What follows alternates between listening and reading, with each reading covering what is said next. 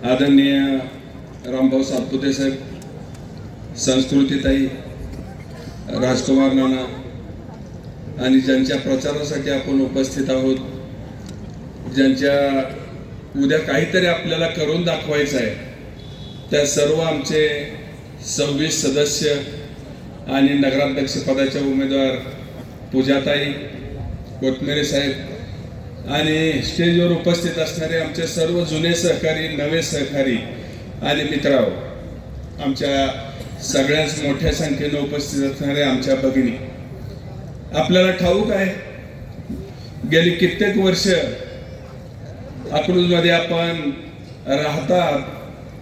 अकलूजमध्ये राहत असताना आपण कधीच महात्मा थिएटरच्या पलीकडच्या बाजूला आपल्यापैकी किती लोक गेले हा खरं तर संशोधनाचा विषय असेल. आमच्या तालुक्यातली अकलूज मधली 17,500 लोकसंख्येची असणारी आमची मायमाऊली, आमचे सगळे भावबंद त्या पलीकडच्या भागामध्ये राहत आहेत. ते इंदापूर असतो ते आमच्या अकलाई नगर पंचवटीपर्यंत सगळी ही आमची मंडळी राहते. मित्रांनो, कशा पद्धतीने राहते हे आपण अकलूजकरांनी कधी पाहिले का नाही हा खरं तर सगळ्यात मोठा विषय आहे. आम्ही तिथे फिरतो आहोत गेले 8 दिवस. प्यायला पाणी नाही, गटारांची व्यवस्था नाही, हे सगळं आता सांगून झालेलं आहे. आणि आम्ही उभ्या महाराष्ट्रामध्ये हा दंडोरा पिटत राहिलो गेली 25 वर्ष 50 वर्ष हेच सांगत आलो की अकलूजचा विकास पद्धतीने झालेला आहे. महाराष्ट्रामध्ये अकलूज अशा पद्धतीचा आहे. अकलूज शिवाय दुसरा कुठलाही विकासाचा विषय अकलूजमध्ये सोडून उभ्या महाराष्ट्रामध्ये झालेला नाही.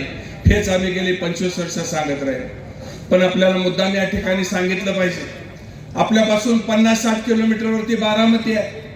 गेल्या 50 वर्षातला विषय लोकांना कधी काळी अट्रॅक्शन होतं मित्रांनो, पण आज आपल्याला सांगितलंच पाहिजे अकलूजच्या अट्रॅक्शन बरोबर आज बारामती कुठं आहे आणि आमचा अकलूज कुठं आहे आपल्याला सांगितलंच पाहिजे. आपण मुद्दाम मी आपल्याला सांगू इच्छितो की श्रीराम चित्र मंदिर नावाचे एक थिएटर मी आपल्या गावामध्ये चालवतो.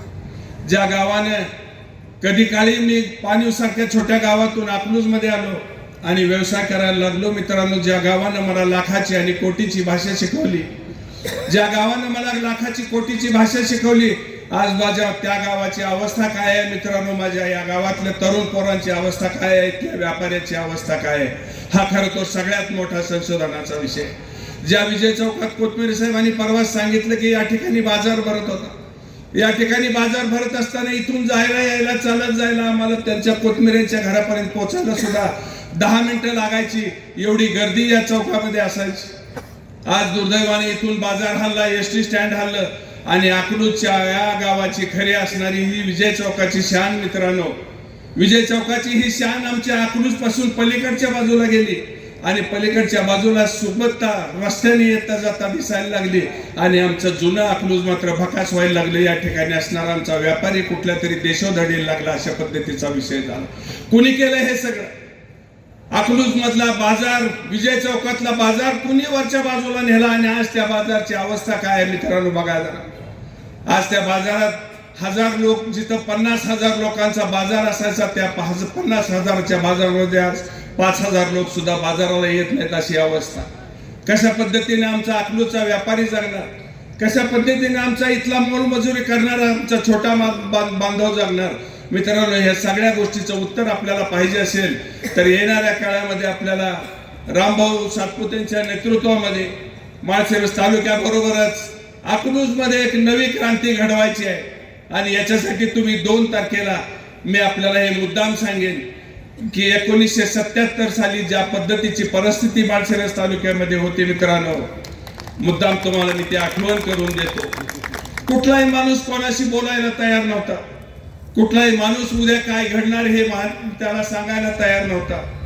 कित्येक लोकांनी स्वतःची घरं, उद्याच्या 77च्या काळात आपल्या घरावर काहीतरी बॉम्ब पडतो की आपलं घर पेटवलं जाते म्हणून कित्येक लोकांनी तिजोऱ्या बंद करून ठेवल्या होत्या. रात्री चमत्कार घडला आणि 1977 साली शामराव पाटला सारखा एक सामान्य माणूस आपल्यासारख्याच्या आशीर्वादाने माळशिरस तालुक्याचा आमदार झाला. मित्रांनो, याची आठवण तुम्हाला एवढ्यासाठीच करून द्यायची की उद्याच्या 2 तारखेला पुन्हा एक वेळ 77ची आठवण आम्हाला फिरताना सगळीकडे जाणवते. आणि कुठल्याही परिस्थितीमध्ये अकलूजकरांनी एक वेळ पक्का निर्णय घेतल्यानंतर त्यामध्ये बदल होत नाही. कोणी कितीही काही करू द्या, रात्री कोणी कुणालाही काही सांगू द्या, कुणाला कुणाचा फोन दमदाटीचा येऊ द्या, किंवा कुठल्या तरी एखाद्या समूहाला बोलवून तुझ्यावर तुझ्या गटाची जबाबदारी आहे म्हणून सांगू द्या. मित्रांनो, अकलूजकरांनी एक वेळ ठरवल्यानंतर त्यामध्ये ते बदल करत नाहीत. हा आतापर्यंत आपण पाहिलेला 50 वर्षाचा इतिहास आहे. आपल्याला 2 तारखेच्या त्यामध्ये आपल्याला हेच करायचं आहे. 26च्या 26 आमचे नगरसेवक पदाचे उमेदवार, मग त्याच्यामध्ये आमचे एकनाथ शिंदे साहेबांचे 4 सदस्य आहेत आणि भारतीय जनता पार्टीचे 22 सदस्य आहेत मित्रांनो. आणि पूजाताई आमच्या नगर परिषदेच्या अध्यक्षपदाच्या उमेदवार आहेत. 27 तारखेला आपल्याला त्यांना 3 तारखेला आपल्याला त्यांना हाऊसमध्ये पाठवायचं.